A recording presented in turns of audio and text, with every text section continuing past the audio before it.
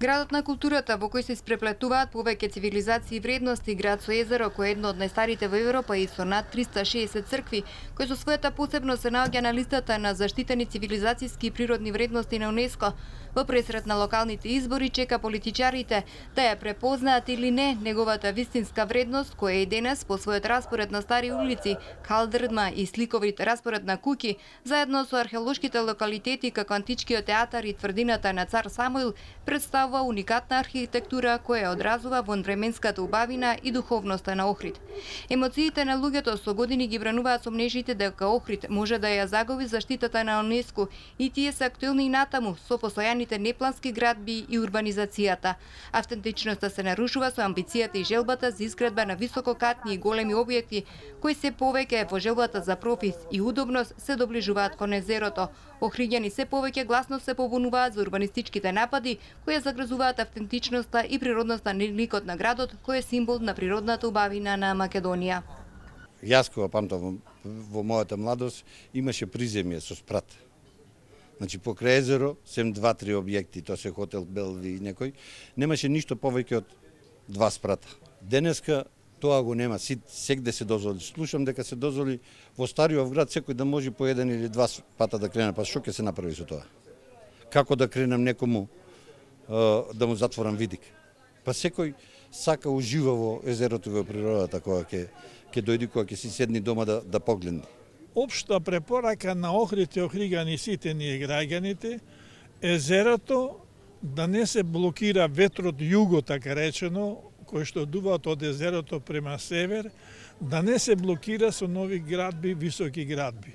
Тие градби треба да бидат што пониски. Го знам Охрид, кој немаше подкровља, што ти ја знам некои тераси без веза и ој степенасто да се гледат.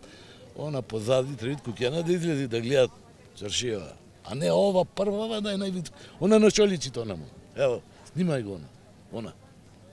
Она. Го гледате? Не ви сметат вас? Ево, аз ако не ви сметат, мене ич. Јас се навикнав, па не личи, не се склапат. Она е од појки, она е чир. Не било она. Куќана која правеле, не било она. Она е сега додаено.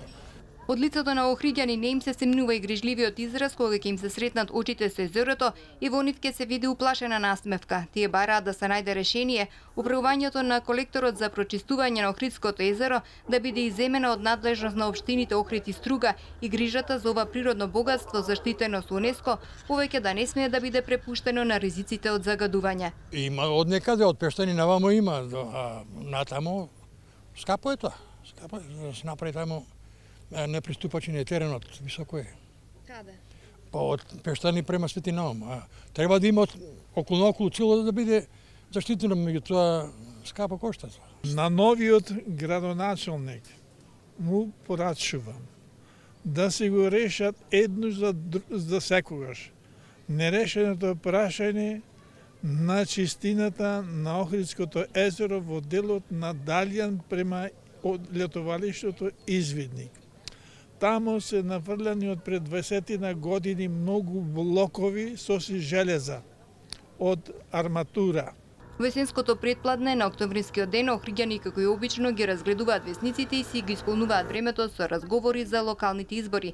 Тие сакаат да видат подалеку и повеќе да знаат. Тие тоа не го прават површно и лесно само за да може да се расправаат за тоа на клупа покрај шеталиштето. Напротив, со многу острумност и напори настојуваат да пронедат решение кое ќе му донесе заштита на Охрид. Можда најголем проблем е паркинг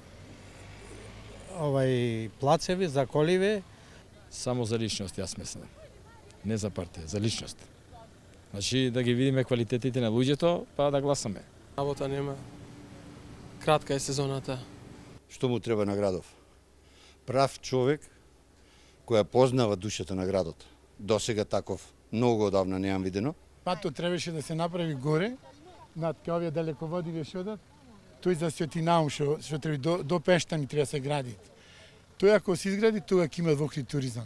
Како и да е споменикот на Климен Охридски пред шеталиштето намина под одснежните генерации, ни ја кажува големата вистина дека на вистинските поети и на неговото дело не можат ништо ни времето ни луѓето.